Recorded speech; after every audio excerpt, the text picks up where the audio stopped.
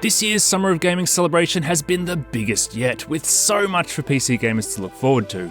In fact, it's been so big that you might be feeling a little overwhelmed. Well, never fear, as we're here to bring you the PC gaming announcements that we're most excited about.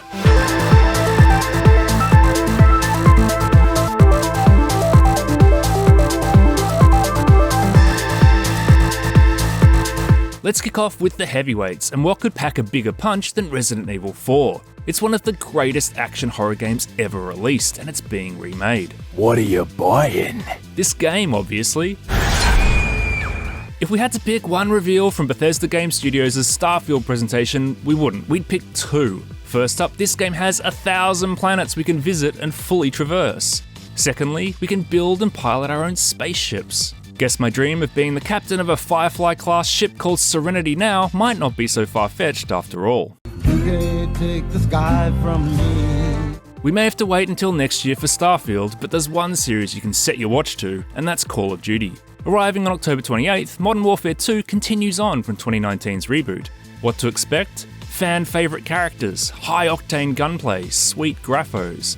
In short, it promises to be a soap-filled good time. And no, that's not prison slang.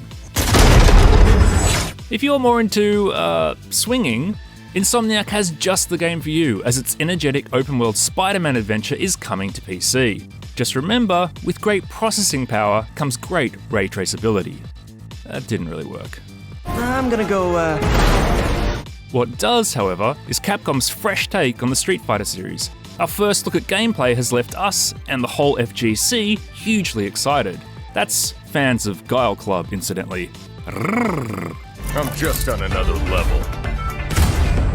The Summer of Games brought a heap of news for Warhammer 40k fans, but we'll just focus on one announcement here. Rogue Trader from Owlcat Games is a classic party-based CRPG set in Games Workshop's grimdark 41st Millennium world.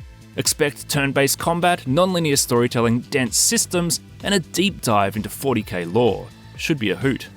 One can only hope.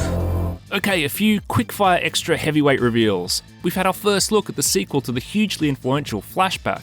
We've seen the next action strategy Minecraft spin-off. We found out that Overwatch 2's PvP is going free to play. And we've learned that Game Pass subscribers on PC are getting some awesome perks for Riot Games' many titles. All of League of Legends champions unlocked? Don't mind if I do.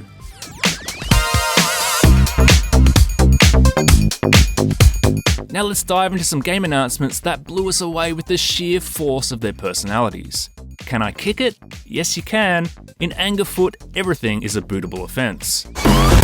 This VR game from the comedic geniuses behind What the Golf, on the other hand, bat, because, you have bats for hands. Point is, this looks like it's going to be a home run. High on Life looks just as bonkers. Think Trove Saves the Universe meets Stranger's Wrath, and you're on the right track. oh, well, okay. The Plucky Squire, meanwhile, impressed with its charming presentation, clever dimension-hopping hook, and the promise of never knowing quite what to expect. Last but not least, a series so on the bleating edge, they skipped an entire sequel. No buts about it, it's time for Goat Simulator 3, and we can't wait to see the sort of mayhem that will be let off the leash when this series goes online.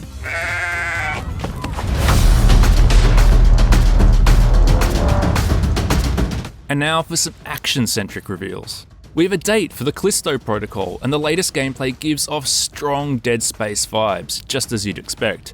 We're talking claustrophobic environments, gruesome gameplay, and terrifying set pieces. In space, no one can hear you get reamed. Speaking of which, the Aliens franchise is back in what looks like an intense squad-based top-down shooter.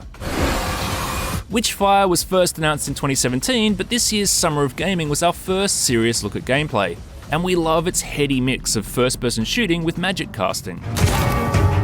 Once Human is also focused on doing things a little differently, taking the sandbox survival genre and injecting it with otherworldly weirdness. Team Ninja's latest also looks cool, transporting players to China's Three Kingdoms period, only it's been overrun by demons and monsters. With Souls-like gameplay built around martial arts combat, fans of Neo have a lot to look forward to. If you'd prefer to kill from the shadows, literally in this case, then Ereban might be just what you're after, with its stylish, slightly cel-shaded look and versatile central gameplay conceit.